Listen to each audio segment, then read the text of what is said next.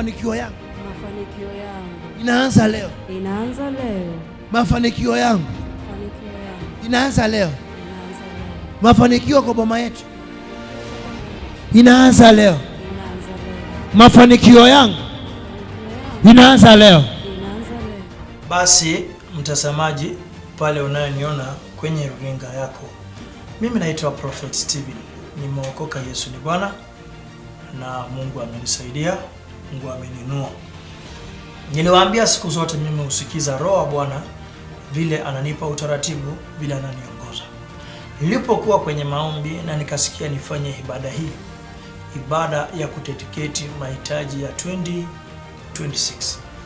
Kuna watu wamekuwa na mambo yao mwaka mzima, lakini mambo yao yanafeli. Bwana ameniambia nifanye ibada on Sunday, ibada kubwa sana ya kudedicate maono ya 2026. Nunua kitabu yako kama hii, andika mahitaji yako ya mwaka mzima, alafu kuja nayo kwa ibada.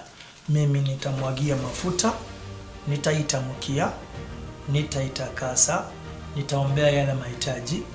Ukiona niweke kwa madhabahu, nitakuwa ninakuombea mwaka mzima. Na hii Jumapili ndio ibada kubwa ya kuombea mahitaji ya 2027, alafu kisha turudi kwa mambo mengine. God bless you so much. Mungu akubariki, Mungu akuinue. Tukutane Jumapili kwa madhabahu. Wewe naongea na wewe, choma fea, choma shida. Mahali ulipo, basi mimi nimekukaribisha. God bless you. Shalom.